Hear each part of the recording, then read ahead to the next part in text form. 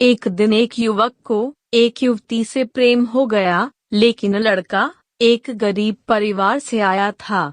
इस बात से लड़की के माता पिता भी खुश नहीं थे।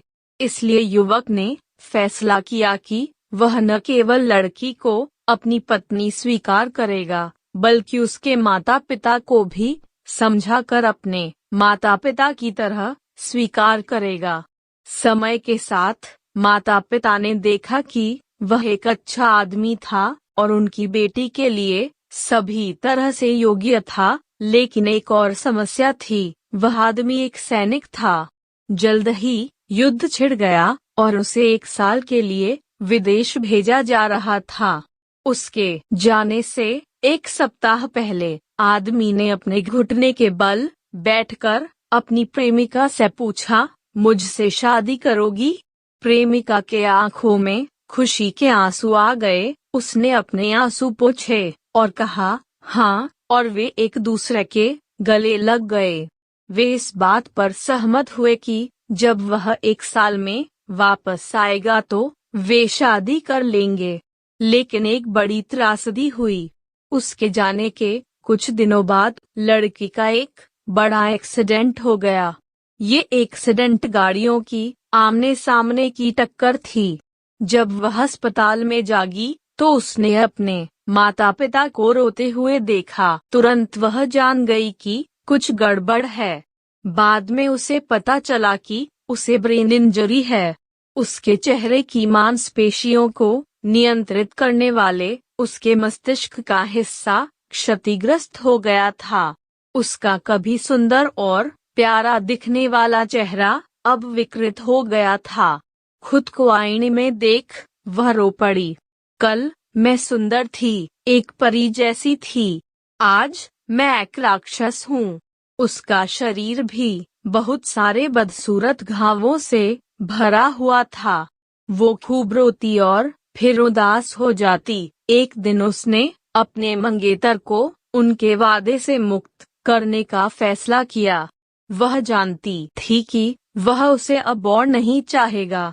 वह उसके बारे में भूल जाना चाहती थी और उसे फिर कभी उसका सामना नहीं करना चाहती थी। 1 साल तक सिपाही ने कई पत्र लिखे, लेकिन उसने जवाब नहीं दिया। उसने उसे कई बार फोन किया, लेकिन उसने कॉल रिसीव नहीं किया। हालांकि वो ऐसा नहीं करना चाहती थी, पर वो मजबूर थी।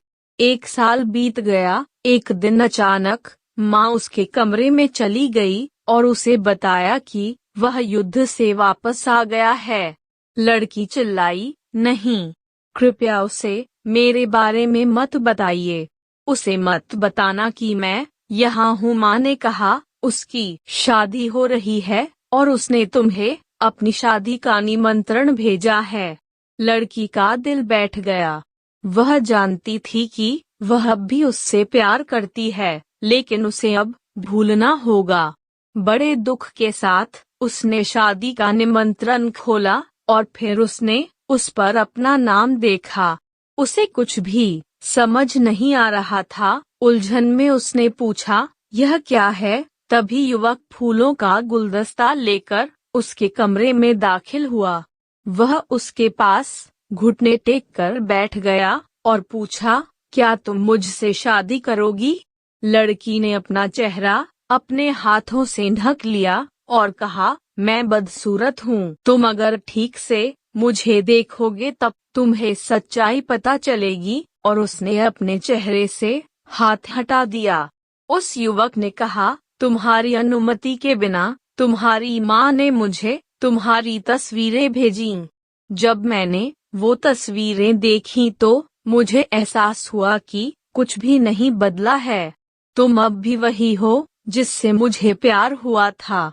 तुम अब भी पहले की तरह खूबसूरत हो, क्योंकि मुझे तुमसे प्यार है। दोस्तों, अक्सर लोग ऐसी बातें करते हुए पाए जाते हैं कि प्रेम अंधा होता है। सच्चा प्यार शरीर से नहीं, आत्मा से किया जाता है। लेकिन दुनिया की कड़वी सच्चाई यह है कि लोग इसके विपरीत ही करते हैं।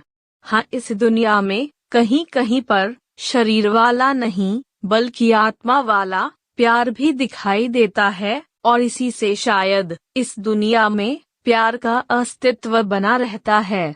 दोस्तों, अगर वीडियो पसंद आया है तो प्लीज हमारे चैनल कहानी मजेदार को सब्सक्राइब कीजिए और बेल आइकॉन वाली बटन को भी दबाना नहीं भूलें, जिससे हमारी अगली वीडियो की नोटिफिकेशन आपको मिलती रहेगी। वीडियो देखने के लिए धन्यवाद।